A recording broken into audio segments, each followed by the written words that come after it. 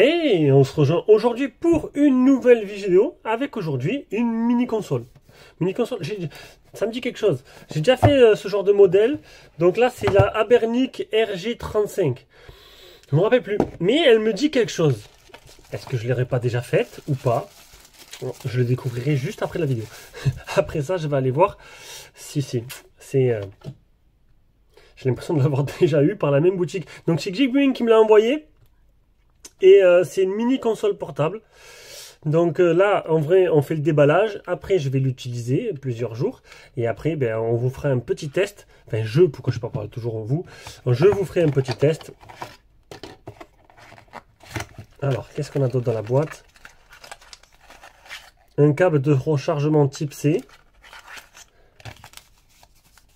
Et un verre trempé pour l'écran. Voilà, un petit verre trempé pour l'écran. Voilà le déballage. Allez, vous avez pu voir le déballage. Donc là, Abernic RG35XX+, c'est une modèle mise à jour.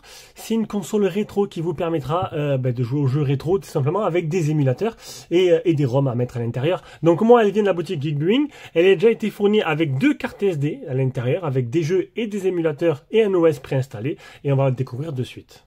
C'est une console qui existe en 3 couleurs, en blanc, en gris et en noir. Au niveau des dimensions, elle fait 4,61 sur 3,19 sur 0,87 mm d'épaisseur pour un poids de 186 grammes. Franchement, dans la main, c'est plutôt léger.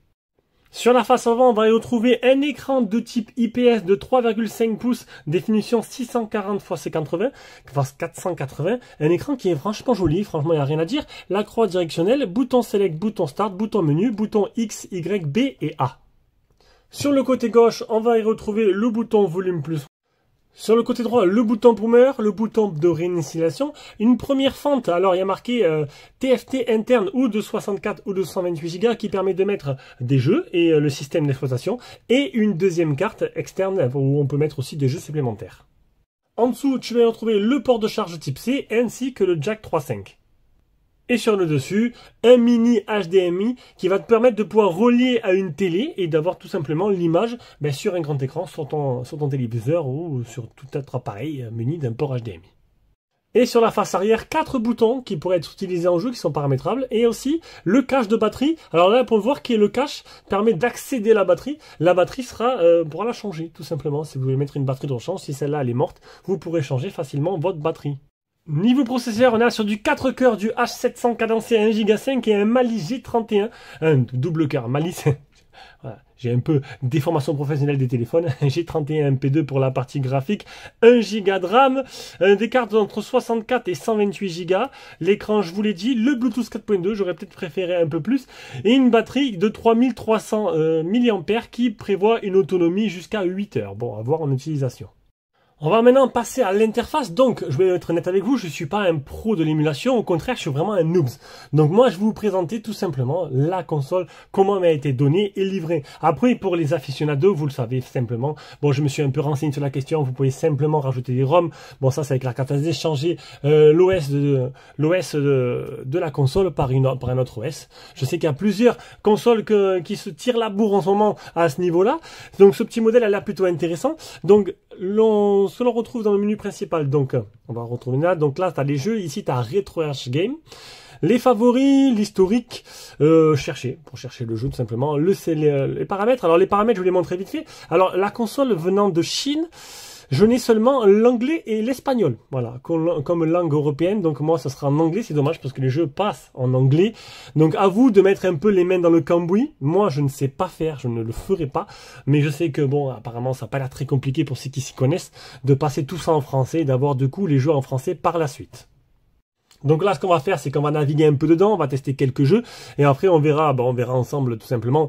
Donc là, j'ai cliqué sur Game ROM, donc on a le choix entre les deux. Alors c'est les mêmes jeux qu'il y a sur les deux cartes, hein. C'est les mêmes jeux. Quand on met carte 1, tu auras PSP Game, Bloon, Bomberman, Castlevania, God of War, oui, sur PSP, oui, bien sûr, j'ai fait un bug, je me suis vu là, mais... Je me suis trompé de console. Donc on revient en arrière sur la deuxième carte. Non, c'est pas les mêmes jeux. Excusez-moi, c'est pas les mêmes jeux. Donc on a des jeux différents. Donc là, j'ai cliqué sur Game. Donc suivant la carte vous avez cliqué, vous avez des jeux différents. Donc on va lancer un jeu sur PSP pour voir. On va lancer peut-être aller God of War, voir ce que ça donne. On va peut-être appuyer sur pause histoire que ça charge. Alors, le jeu est en anglais, comme prévu. Quand vous appuyez sur Start, vous avez la possibilité de faire des sauvegardes et d'aller dans les paramètres, des paramètres supplémentaires qui vous permettra de changer la résolution, de changer les contrôles du jeu. Alors, c'est un jeu qui est sur la PSP où on bouge avec un stick analogique. Je suis un noob et j'ai pas réussi à jouer en fait, parce qu'en fait, c'est un jeu qui est fait pour un stick analogique. Vous avez même les cheat codes, tiens. Pour activer les cheat codes, faire des sauvegardes tout le temps. Donc du coup, on va passer l'intro. Donc voilà, le jeu a l'air fluide. J'ai eu quelques petits ralentissements, mais comme je vous ai dit, il n'y a pas de stick analogique. Donc, excusez-moi, mais je n'ai pas su comment faire jouer à ce genre de jeu. Du coup, on va peut-être passer sur un jeu plus simple, hein, sur une Nintendo DS. Quand j'ai une Nintendo DS, il n'y a pas d'écran tactile. On va peut-être baisser. La Nintendo DS, voilà, il n'y a pas d'écran tactile sur ce modèle-là non plus. Donc, il y a certains jeux qui ne seront pas vraiment compatibles. Ce modèle-là, j'irai plutôt sur une Game Boy Advance ou sur un jeu plus simple où il n'y a pas de stick analogique. Parce que là, honnêtement, si d'autres savent comment faire, moi, personnellement, je n'ai pas compris.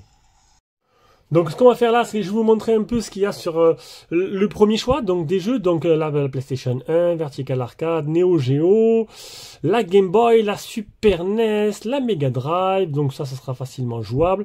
Quand on revient en arrière, tac, sur RetroArch. Pareil, il n'y aura pas les mêmes jeux. Donc la PSP encore, ça je connais pas ça. La Dreamcast, tiens, une petite Dreamcast. Alors Dreamcast, c'est analogique, hein. Je vais peut-être essayer de voir un petit Virtua Tennis. L'Atari, Super Nintendo, Game Boy Advance, Game Boy Color, Nintendo DS, il faut, voilà, pareil, Nintendo DS, c'est l'écran tactile. Allez, on va s'amuser un peu sur Dreamcast. Je risque d'avoir le même résultat, mais bon, pourquoi pas, essayons un petit jeu. Alors, je crois que, je ne vais pas vous cacher, j'avais déjà testé Virtua Tennis. Ce jeu-là, je l'adore, et on va voir un peu ce que ça donne. Allez, c'est parti, voilà, que de souvenirs. Ouh, ça marche très bien. Que de souvenirs Virtua Tennis, franchement un pur régal ce jeu. J'avais la Dreamcast et je me régalais. Et c'est parfaitement jouable, c'est parfaitement jouable. Oula, 15-0, c'est très fluide, ça rame pas. Je crois que la Dreamcast c'est quand même la console la plus puissante qu'on peut retrouver en émulation, là, sur cette console là en tout cas. Hein. Oula. Alors je trouve que pour mes grandes mains c'est peut-être un peu petit. J'ai un autre modèle que je vais vous présenter juste après dans une autre vidéo qui est avec les sticks analogiques qui est déjà beaucoup plus grand. Et bien décidément. Allez, on va tester un autre jeu pour voir. Et on se retrouve sur Crazy Taxi. Alors ce jeu-là, c'est mémorable. Encore faut-il que j'ai le bon bouton pour avancer. Non, ça c'est reculé. Allez. Alors j'ai fait une bêtise. Reculer. Ok, je n'arrive pas à avancer. Ah si, c'est derrière. Ah ben excusez-moi, c'est la gâchette de derrière. Bon, je suis un peu en retard pour prendre mon premier client. Il est où? Hop là, papa, je suis trop loin. Hop, hop, hop, hop, hop. Marche arrière. Franchement, c'est fluide. Hein. Allez, monte. C'est super fluide, je retrouve les plaisirs d'antan et c'est un vrai régal. Bon, il faut s'habituer à la jouabilité. Alors honnêtement, je trouve que oui. C'est vraiment petit comme console. C'est pas fait pour de grandes mains. Par contre, ça tourne super bien. Ça tourne bien, il n'y a pas de ralentissement, c'est fluide. Le manque de stick analogique va faire que ce sera que pour les consoles qui n'ont pas de jeu analogique, hein, comme God of War tout à l'heure, que c'était totalement injouable parce que c'est pas fait pour. Et puis voilà. J'ai la petite vibration qui va avec, à chaque son. Donc vibreur, moteur de vibration intégré. Le petit haut-parleur qui casse pas des briques mais qui suffira largement. Bon, pour les fans de l'émulation, je pense que ça devrait largement suffire. Encore faut-il s'y faire un peu. Alors là, je vais pas y arriver. On va faire une marche arrière. On va faire. Alors, hop, on va faire la marche avant. 5 secondes, vite. Allez, on va y arriver. On y est. C'est bon. Bon, voilà. Une petite console qui vous permettra de sauvegarder, d'avoir votre historique de jeu. Pour l'instant, bon, je vous l'ai dit, dans ce modèle-là, si, comme moi, vous êtes un oops complet, c'est tout en anglais. Donc après, bon, je pense que vous trouvez facilement les tutos. J'ai un peu regardé, il y a plusieurs OS qui tournent dessus, des OS qui vont être mis à jour. Et donc du coup, il y a la possibilité d'améliorer, parce que c'est un produit quand même évolutif, et ça c'est plutôt pas mal. Voilà, j'espère que cette petite vidéo démonstration vous a plu. On se rejoint pour une prochaine vidéo. Ciao, ciao.